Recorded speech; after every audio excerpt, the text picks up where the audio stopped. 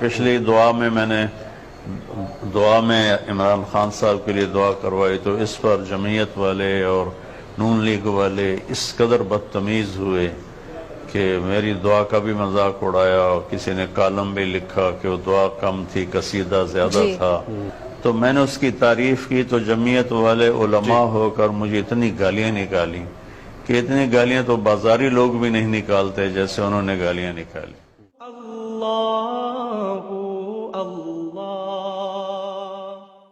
آپ نے بڑا دکھتا سوال میری دکھتی رگ پہ آپ نے ہاتھ رکھا ہے کہ ہمارے جو عوام ہیں ان میں نہ سلیقہ ہے، نہ طریقہ ہے، نہ اخلاق ہیں، اور اس قدر ہائپر ہو جاتے ہیں کہ اس کی انتہا کو چھو جاتے ہیں، نافرمانی کی، بد اخلاقی کی۔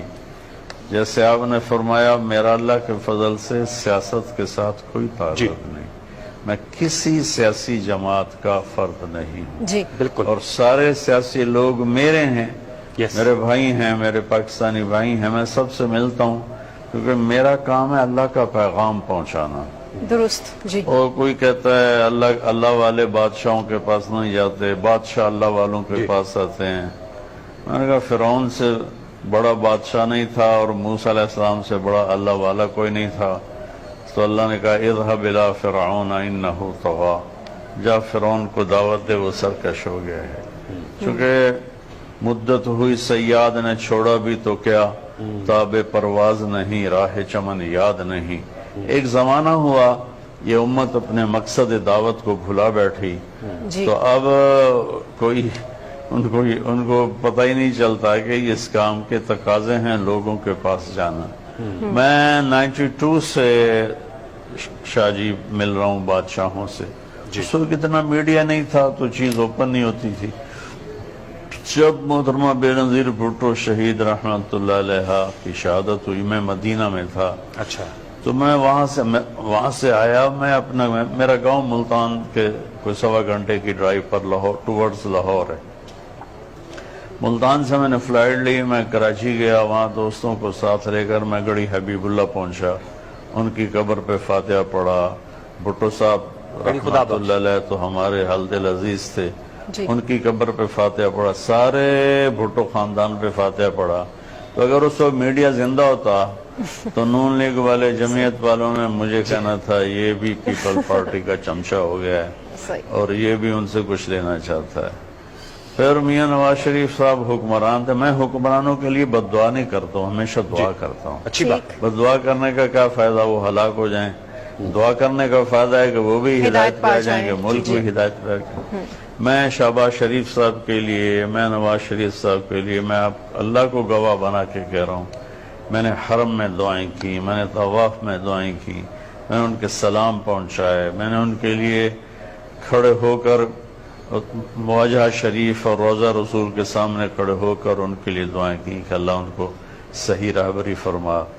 تو اب میں نون لیگ کا ہو گیا؟ ہرگز نہیں۔